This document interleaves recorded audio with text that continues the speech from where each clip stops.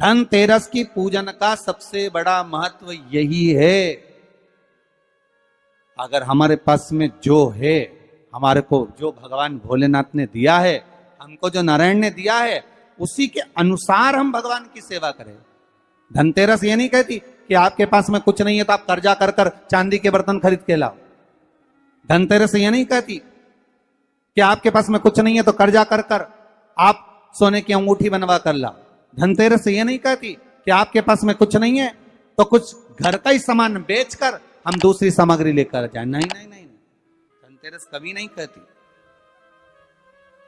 माता लक्ष्मी की कथा, धनवंतरी की कथा नहीं कहती कि आप कर्जा लेकर अपने घर में फ्रिज लाएं, वॉशिंग मशीन लाएं, या सामान लाएं, या कपड़े लाएं, या वस्त्र लाएं, या आभूषण लाएं। कई लोगों ने धनतेरस के महत्व को बिगाड़ दिया कि हमको धनतेरस के दिन सामान लेकर आना है, चांदी का बर्तन लेकर आना है, ये सामान लेकर आना है, वो सामान लेकर आना। लाओ, मना नहीं है। धनतेरस का दिन ही है, धनवंतरी का दिवस ही है। क्योंकि धनवंतरी देव जब मंथन के समय पर प्रकट हुए थे, महाराज शरद पूर्णिमा के दिन जब मंथन हुआ था तो उसमें चंद्र प्रकट हुए थे।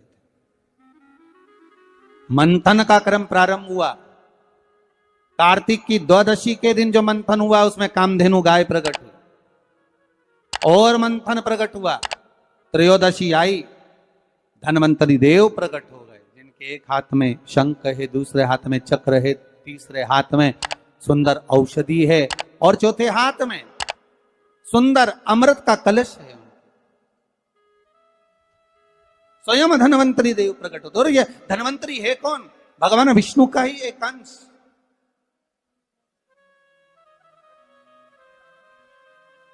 त्रयोदशी को धनवंतरी देव प्रकट हो गए। चतुर्दशी आई, मां कालका प्रकट हो गई। अमावस्या आई, माता लक्ष्मी प्रकट हो गई। ऐसे मंथन में निकल रहा। पर धनवंतरी के हाथ में अमृत कलश है। इसलिए हमारे यहां हिंदू धर्म में ये रीति रही है कि धनतेरस के दिन कोई सामग्री खरीदी जाती है, पीतल की, तांबे की, कोई वस्तु हम खरीदते हैं। पर आज का समय का जो फैशन बढ़ता गया तो कहा साहब चांदी के बर्तन खरीदना जरूरी है, चांदी का सामान खरीदना जरूरी है, सोने का पात्र, सोने की वस्तु खरीदना जरूरी है, ये सामग्री खरीदना। तो यहाँ शास्त्र नहीं कह रहा कि महाराज इतने महंगे महंगे पदार्थ खरीदो और घर में कर्जा कर लो। शास्त्र तो यह कहता है कि धनवंतरी की पूजन करना है आपको। अगर आप एक सामग्री भी लेकर आ रहे हैं तो उसमें आपका भाव जुड़ा होना चाहिए, कर्जा नहीं जुड़ा होना चाहिए।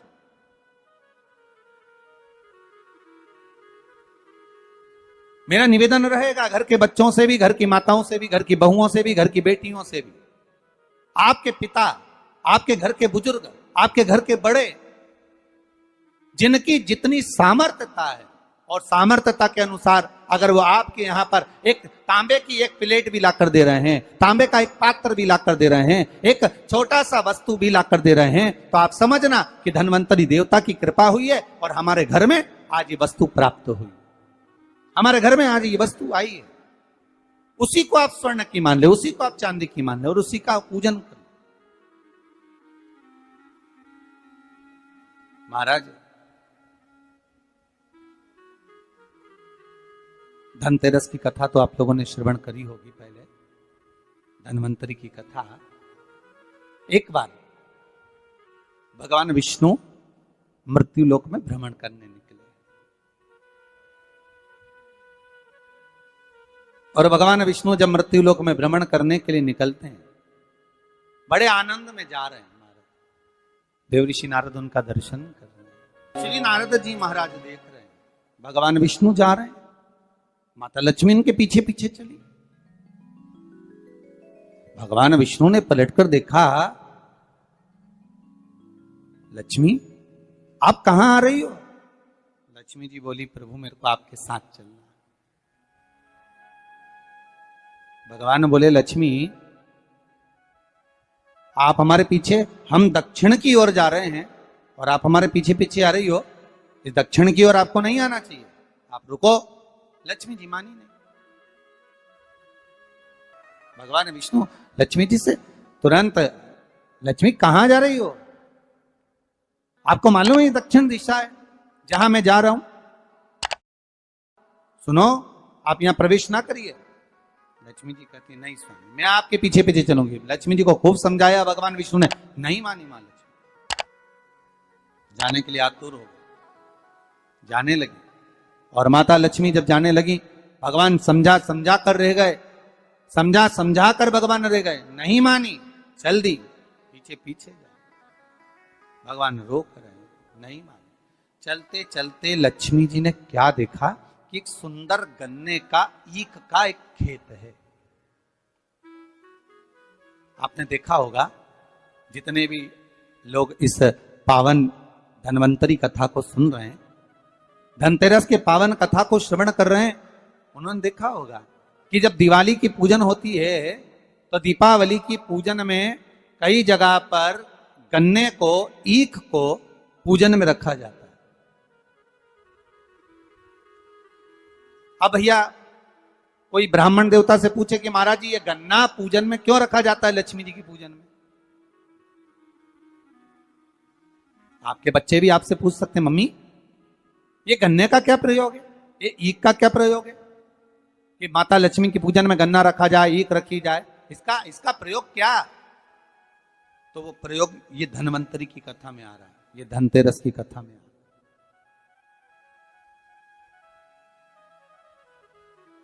महाराज, हिंदू धर्म के अंतर्गत भगवान की पूजन में जो जो सामग्री चढ़ती है उसका कहीं ना कहीं कुछ ना कुछ प्रमाण जरूर रहता है, जरूर। अगर भगवान पर कोई वस्तु चढ़ी है, हमारे भोलेनाथ जी पर अगर धतूरा चढ़ा है, बेलपत्र चढ़ा है, समीपत्र चढ़ा है, हमारे भोलेनाथ जी पर अगर श्वेत पुष्प चढ़ा है, श्री गणेश जी महाराज को कहीं दुर्वा चढ़ी है, मां जगत जननी जगदम्बा को लाल पुष्प समर्पित किए गए हैं, उसका प्रमाण कहीं ना कहीं हमारे शास्त्रों में मिलता ही है। उसका प्रमाण हमारे शास्त्रों में मिलेगा। गन्ने का, ईख का प्रमाण यहां आता है धन्वंतरी की कथा में कि माता लक्ष्मी गन्ने के खेत को देखकर, माता लक्ष्मी ईख के खेत को देखकर रुक गई और ईख के खेत को देखकर रुकी और भगवान विष्णु आगे बढ़ गए। गन्ने के खेत को जब माता लक्ष्मी ने देखा, उसमें से एक गन्ने का टुकड़ा, एक ईख का टुकड़ा माता लक्ष्मी ने तोड़ लिया।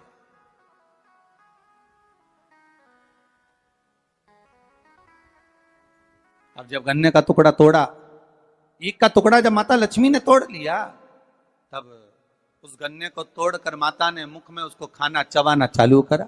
उस गन्ने का रस माता प्राप्त करने लगी।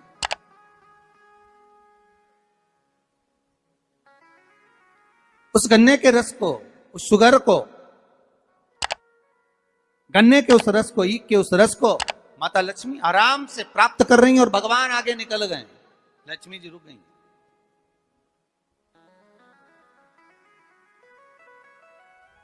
देखा माने, स्वामी तो आगे चले गए, स्वामी ने पलटकर देखा लक्ष्मी गई कहां।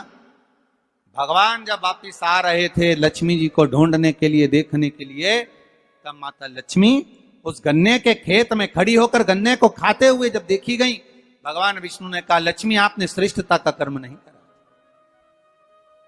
बहुत सुंदर प्रसंग है महाराज जी, ध्यान दीजिएगा। किसी के खेत में चना लग रहा है, किसी के खेत में गन्ना लग रहा है, किसी के खेत में कोई फसल लग रही है, खेत के मालिक से बिना पूछे अगर तोड़ ली जाती है, प्राप्त कर ली जाती है और उसका सेवन कर लिया जाता है, तो उसका भी दोष हमारा हिंदू धर्म बताता है, हमारे शास्त्र बताते हैं कि उसका भी दोष है। पहले भी कथा में कहा,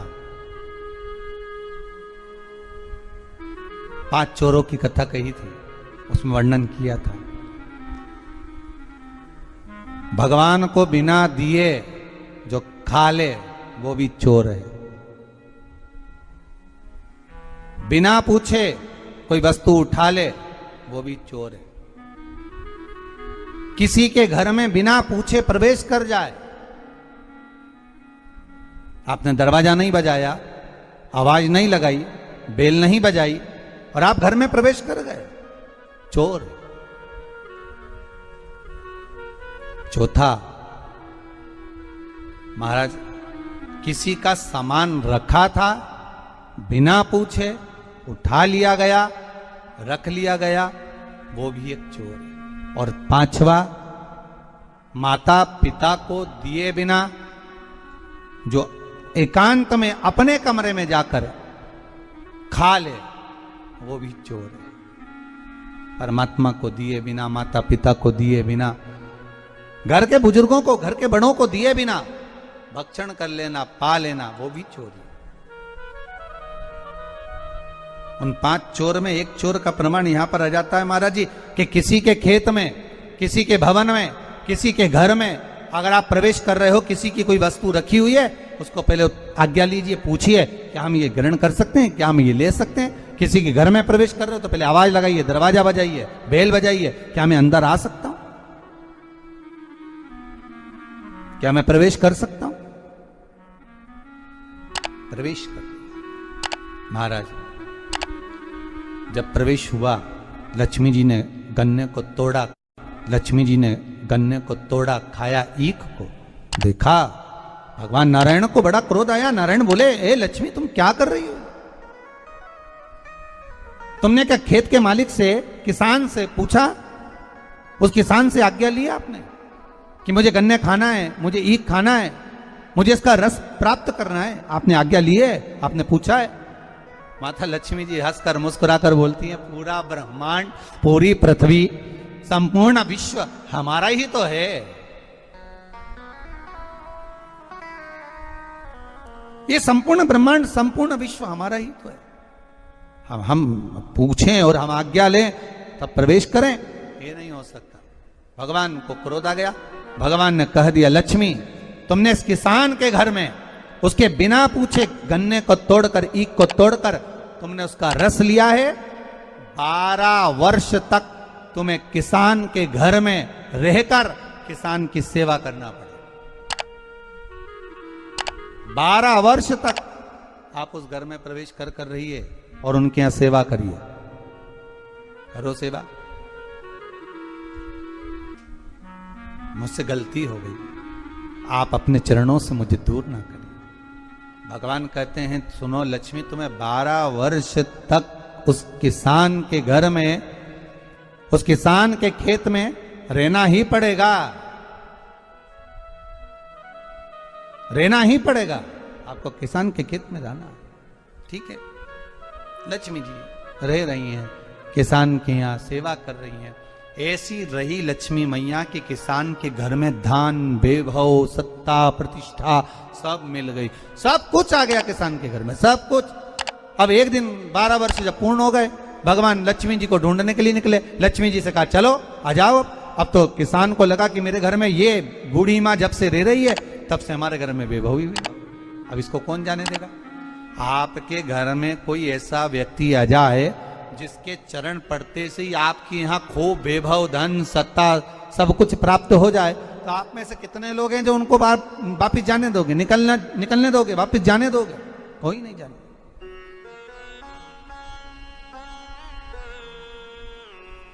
महाराज कौन जाने दे? थोड़ा और रुक जाइए, और रुकिए, और रुकिए। माता जाने का कहती हैं, किसान रोक लेता है। एक दिन भगवान विष्णु ही आ गए उस किसान के घर पर, और भगवान नारायण किसान के घर पर पहुंचे और पहुंचकर कहा, अब हमको, ये लक्ष्मी है, हमें जाना है, आप हमको जाने दीजिए। किसान को कहा, किसान पहचान नहीं पा रहा, भगवान बुजुर्ग का रूप रख कर आए। जैसे लक्ष्मी एक बूढ़ी का रूप रखकर सेवा कर रही है, उसी तरह किसान भी बूढ़े का रूप रखकर सेवा कर रहा है। महाराज भगवान ने किसान को कहा कि तुम गंगा नहा कर आओ, तब हम जाएंगे। गंगा नहाते समय किसान के हाथ में कौड़ी दे दी। 4 कौड़ी लेकर किसान गंगा नहाने गया। जैसे ही गंगा जी में कौड़ी डालने को कहा, गंगा मैया प्रकट हो गई। किसान पूछता है, आप कौन? गंगा जी कहती है, मैं विष्णुपदी गंगा हूं। आप क्यों प्रकटी हो? गंगा जी ने कहा, आपको मालूम है ये कौड़ी किसने दी है? नहीं, तुम्हारे घर में जो है वो नारायण है। नारायण ने दिया?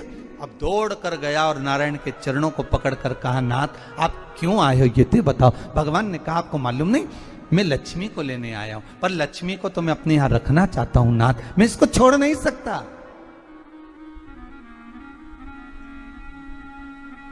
मैं लक्ष्मी जी को छोड़ नहीं सकता, मैं इनको लेकर जाऊं। किसान रोने लगा। तब भगवान नारायण ने धनतेरस की पूजन का महत्व समझाया। तब भगवान ने धनतेरस की पूजन का महत्व समझाया। सुनो किसान, मृत्यु लोक में रहने वाला मानव अगर धनवंतरी की पूजन करता है, धनतेरस के दिन कार्तिक महीने में पड़ने वाली सुंदर त्रयोदशी तिथि को जो धनवंतरी की पूजन करेगा, उसके घर से लक्ष्मी कभी बाहर नहीं जाएगी। नारायण जैसे बोले तो किसान तुरंत प्रसन्न हो गया। प्रभु प्रभु आप मुझे वो उपाय, आप मुझे वो पूजा का प्रयोग, आप मुझे वो महत्व उस धनवंतरी पूजन का, उस धनतेरस की पूजन का बता दीजिए, जिससे मेरा कल्याण हो जाए, जिससे मेरा उद्धार हो। भगवान विष्णु बोले, किसान सुनो, ये धनवंतरी मेरा ही एक अंश होता है।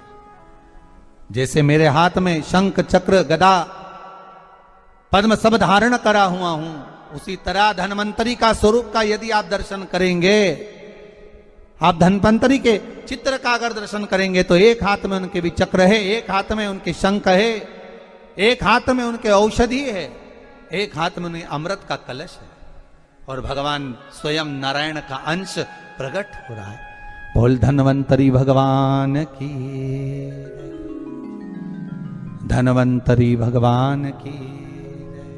कहते हैं धनवंतरी भगवान का प्रागट्य जब हुआ था, तो भगवान शंकर ने धनवंतरी देव को देखकर कहा, वाह रे प्रभु वाह, क्या सुंदर स्वरूप धारण कर आए हो प्रभु। जब मेरे लिए विष लेकर आए थे तब एक आनंद दूसरा था, पर आज अमृत लेकर आए, उसका आनंद दूसरा है। बहुत अलग अलग बातें महाराज। शिव महापुराण की कथा कहती है, दो तरह की वाणी होती है, एक में आपने क्रोध कर दिया, आप शब्द कह दिया, ताना दे दिया, गालियां दे दी, और एक शब्द अमृत का मीठा बोल दिए, प्रेम की वाणी बोल दी, उसका एक आनंद दूसरा है, उसका एक संबोधन दूसरा है। एक विष लेकर आ रहा है, एक अमृत लेकर आ रहा है। शिव जी कहते हैं जो अमृत लेकर आ रहा है उसका आनंद ही दूसरा है, उसके चेहरे की चमक ही दूसरी है। भगवान विष्णु कहते हैं, सुनो किसान, मैं आपको धनवंतरी पूजन का विधान बताता हूं। भगवान कहते हैं, किसान, सुंदर कृष्ण पक्ष की त्रयोदशी को कार्तिक के महीने में धनवंतरी देव का पूजन, धनतेरस का पूजन माना जाता है। सुनो किसान, एक सुंदर भूमि पर देसी गाय का गोबर से लीपन कर कर, अगर गाय का गोबर ना मिले, सुंदर जल से लीपन कर कर, वहां एक सुंदर चौक को पूर कर, आप सभी को ज्ञात होगा कि चौक पूरने में रंगोली का प्रयोग नहीं होता। आप लोगों को मालूम होगा, चौक पूरने में आटा और हल्दी का प्रयोग होता है। काय का प्रयोग होता है? आटे और हल्दी का प्रयोग। आटे हल्दी का प्रयोग क्यों होता है? क्योंकि आटा समृद्धि को बढ़ाता है, लक्ष्मी वैभव को बढ़ाने वाली हल्दी होती है। इसलिए जब चौक पूरा जाता है भूमि पर, तो चौक पूरते समय आटा हल्दी का प्रयोग करते हैं। थोड़ा सा चावल का दाना या गेहूं का दाना रख दिया जाता है, उसके ऊपर एक सुंदर चौकी, एक चौरंग, एक पाटा रख दिया जाता है। भगवान विष्णु बता रहे हैं किसान को धनतेरस के पूजन का वर्णन, और जो भगवान विष्णु ने बताया है वही पूजन का वर्णन आप लोग श्रवण कर रहे हैं। आज धनतेरस है, आज धनतेरस का प्रयोग कर पूजन करें, और शिव महापुराण के इस भाव को, विष्णु पुराण के इस भाव को, स्कंद पुराण के इस भाव को आप धारण करें, और जो विधान भगवान विष्णु बता रहे हैं उसके हिसाब से, उसके अनुसार आप लक्ष्मी का पूजन, धनतेरस का पूजन करें। चौकी लगाएं, चौरंग लगाएं, पाटा लगाएं, उस पाटे पर एक सुंदर लाल वस्त्र धारण करा दें, लाल वस्त्र बिछा दें। एक थाली लें, उस थाली पर कंकु से, रौली से, कुंकू से गिला कर स्वस्तिक का निर्माण कर दें। स्वस्तिक का निर्माण कर घर में अगर चांदी का सिक्का हो, अगर चांदी का सिक्का नहीं हो, चांदी का कॉइन नहीं हो, तो अपने घर का 1 का सिक्का, 2 का सिक्का, 5 का सिक्का, 10 का सिक्का, जो भी आपके घर में हो वो कॉइन ले लें महाराज, उसको थाली के अंदर रख दें स्वस्तिक के ऊपर। फिर उसका स्मरण करें, आटे के 7 दिए बनाएं, एक थाली में, एक प्लेट में रख लें, घी के दिए बनाएं और उसमें सुंदर बाती को लगा दें। ध्यान दीजिएगा, इसमें जो बाती लगेगी वो लंबी बाती लगेगी। लक्ष्मी जी की पूजन में जितनी भी बाती लगे वो लंबी लगे। महाराज घी के दिए लगा दें 7, 7 दियों को प्रज्वलित कर लें, प्रकट कर लें। एक दिया तेल का लगा लें। तेल का जो दिया लगाया है, जहां पर आपने सिक्का रखा है, कॉइन रखा है, उसका लेफ्ट हैंड, मतलब आप ऐसे बैठे हो तो आपका सीधा हाथ की ओर आप तेल का दिया लग दें। और जो 7 दिए आपने लगाए हैं वो लक्ष्मी जी के राइट हैंड, मतलब आपका लेफ्ट हैंड हो गया, लक्ष्मी जी का राइट हैंड, आपका लेफ्ट हैंड हो गया, आपका उल्टा हाथ। वहां पर 7 दिए जो आपने प्रज्वलित करे हैं वो प्लेट में रख दें। सुंदर थाली जो आपने पूजन के तैयार करी है, उसमें कुंकू, रोली, हल्दी, अबीर, गुलाल, चंदन, मौली, लाल धागा, मौली, अमरबेल के टुकड़े, कमलगट्टे, हल्दी की गांठ, सुंदर भाव में उसको रख लें। जल का पात्र सुंदर आनंद से, जो क्वाइन चांदी का और देसी क्वाइन आपने जो रखा है उसका जल से पूजन करें। लक्ष्मी पूजन का समय अलग अलग होता है, पर धनतेरस की पूजन का जो समय है वो प्रदोष काल से प्रारंभ हो जाता है। कब से प्रारंभ हो जाता है? प्रदोष, क्योंकि शिव के द्वारा निर्मित है लक्ष्मी पूजन का भाव। महाराज क्वाइन का पूजन करें, कंकु आदि से पूजन करने के बाद दोनों सिक्कों को उठा लें। दोनों क्वाइन, जो चांदी का सिक्का है और जो देसी क्वाइन है, उसको उठाकर उस पर जो कलेवा है, मौली है, नाड़ा है, लच्छा है, उसको लपेटना प्रारंभ कर दें और उसको लपेटें। पहले चांदी का सिक्का लपेट दे, फिर देसी सिक्का जो आपने रखा है, 1, 2, 5, 10 का जो सिक्का रखा है उसको लपेट थाली में उसको रख लें। फिर वापस उस पर जल का छींटा देकर उसका पूजन करें। महाराज हल्दी, रौली, मौली, चंदन आदि लगाकर सुंदर भाव से चावल को हल्दी में भिगो लें और पीले चावल कर उल्टे हाथ में चावल लेकर माता लक्ष्मी के ऊपर जो 2 सिक्के रखे हैं उनका पूजन करें। साथ में जब चावल छोड़ते जाएं तो गणेश जी का भी स्मरण करते जाएं। हे रिद्धि सिद्धि के दाता श्री गणेश जी महाराज, आप हमारे यहाँ पर सदा माता लक्ष्मी को लेकर, कुबेर भंडारी को लेकर सदा विराजमान रहें, नारायण को लेकर सदा विराजमान रहें। चावल छोड़ते जाएं और बाबा से विनती करते जाएं, माता लक्ष्मी से निवेदन करते जाएं। भगवान शिव का स्मरण करें, भगवान नारायण का स्मरण करें, माता लक्ष्मी का स्मरण करें, रिद्धि सिद्धि के दाता भगवान श्री गणेश जी महाराज का स्मरण करें।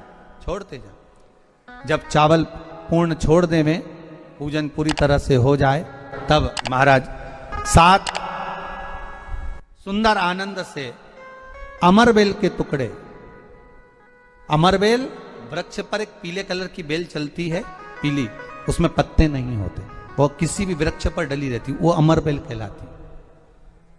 ये अमरबेल लक्ष्मी पूजन में, समृद्धि के लिए, मकान के मुहूर्त के समय पर, गृह प्रवेश के समय पर बहुत कार्य आती है। महाराज ये अमरबेल को पानी की जरूरत भी नहीं पड़ती, आप रूप किसी वृक्ष पर डाल दी जाए वो अपने आप फलती चली जाती है। उसी तरह हमारे यहां भी हम भगवान से यही प्रार्थना करते, जैसे अमरबेल बिना पानी पड़े भी किसी भी वृक्ष पर डाल दी जाए पनपती जाती है, बढ़ती चली जाती है। ऐसे हमारे घर में बेभव लक्ष्मी बढ़ती जाए। अमरबेल के 7 टुकड़े, कमलगट्टे 7, हल्दी की गठान 7 माता लक्ष्मी को समर्पित कर दें। दोनों हाथों में हल्दी पिसी हुई लीजिए और माता लक्ष्मी के ऊपर उसे चढ़ाना प्रारंभ कर दीजिए। 7 बार पिसी हुई हल्दी वो सिक्कों पर चढ़ा दें, अपनी मनोकामना कर कर अपने घर में माता लक्ष्मी को विराजमान करने के लिए। जब हल्दी पूर्ण चढ़ जाए, हाथ में कुंकू ले लीजिए, रोली ले लीजिए, उस रोली कुंकू को भी माता लक्ष्मी को समर्पित करिए। तब इसके पश्चात सुंदर जो भी घर में मिष्ठान हो, मीठा हो, नहीं हो शक्कर हो, गुड़ हो, मिश्री हो, जो भी आपके पास में हो, खड़ी शक्कर हो, वो भगवान को माता लक्ष्मी को भोग रख दीजिए। अगर कुछ मीठा बना हो तो मीठा रख दीजिए। महाराज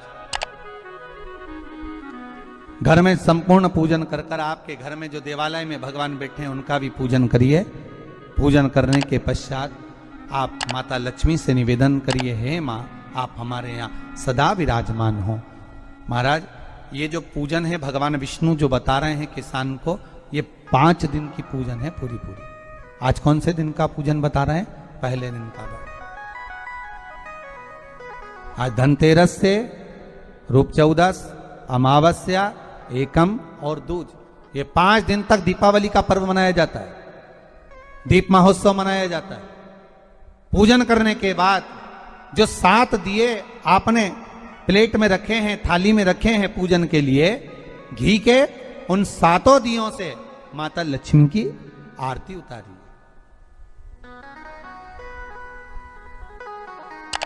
उन 7 दियों से माता लक्ष्मी का पूजन करिए, माता लक्ष्मी से विनती करिए, मां हम आपके पुत्र हैं, मां आप हमारे घर का रास्ता भूल गई हो, मां बहुत कष्ट है, बहुत दुखी है मां, पर भगवान शिव पर विश्वास कर कर, कुबेर भंडारी पर, कुबेरेश्वर महादेव पर विश्वास कर कर, भगवान नारायण के सुंदर प्रसंगों पर विश्वास कर कर, मां भगवान शंकर का अनुमोदन कर कर, हे मां आप हमारे घर में विराजमान हो, मां आप हमारे मार्ग को, हमारे घर को, हमारे घर के रास्ते को, हमारे घर के द्वार को आप भूल गई हो मां। हे बेबहु लक्ष्मी, हे धन लक्ष्मी, हे संतान लक्ष्मी, हे मां लक्ष्मी, हे धान्य लक्ष्मी, आप हमारे घर में विराजमान हो। 7 दीप जो प्रज्वलित करे हैं उससे माता की आरती उतारिए। फिर माता को झोली पसार कर प्रणाम कर कर भूमि पर नमन करो। जब झोली पसार कर प्रणाम करें, झोली को अपनी ओर गिरा लें और माता को नमन कर कर जो 7 दिए आपने लगाए हैं, उन 7 दिए को अलग अलग स्थान पर ले जाकर, जैसे घर के हॉल में, एक रसोई घर में, एक जहां पर आप लक्ष्मी रखते हो उस स्थान पर, एक घर के द्वार के पास में, एक तुलसी के क्यारे के पास में, ऐसे अलग अलग 7 स्थान पर उन दीप को रख दिया जाए। महाराज एक भगवान का जहां पूजन हुआ है, लक्ष्मी की जहां आराधना करी, एक दीप वहां पर भी रखा जाए। जो तेल का दिया लग रहा है उसके पास में, फिर कहेंगे तेल का दिया माता लक्ष्मी के उल्टे हाथ पर और घी का दिया माता लक्ष्मी के सीधे हाथ पर। मतलब जो सिक्के आपने रखे हैं उस सिक्के का उल्टा हाथ तेल का, मतलब आपका सीधा हाथ होगा जहां तेल का दिया रखाएगा, और जहां आपका उल्टा हाथ होगा जहां पर घी का दिया लगाएगा, वहां माता जी का सीधा हो गया, आपका उल्टा हो। माता का स्मरण, माता लक्ष्मी से निवेदन करिए, हे मां कृपा सागर, करुणा सागर मां, आप भगवान विष्णु के साथ विराजमान हो, आप भगवान नारायण के साथ में हमारे यहां सदा विराजमान हो मां, ऐसी कृपा कर दीजिए। महाराज मां से विनती कर कर बड़ा उत्साह, बड़ा उमंग, बड़ा आनंद रखना, ये भाव रखना घर में।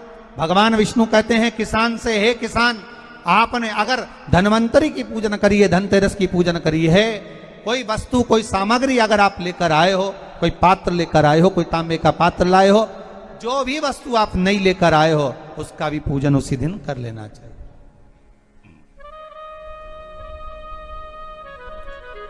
उसका भी पूजन कर लेना चाहिए। बड़ा भाव रखकर भगवान विष्णु ने किसान को बताया।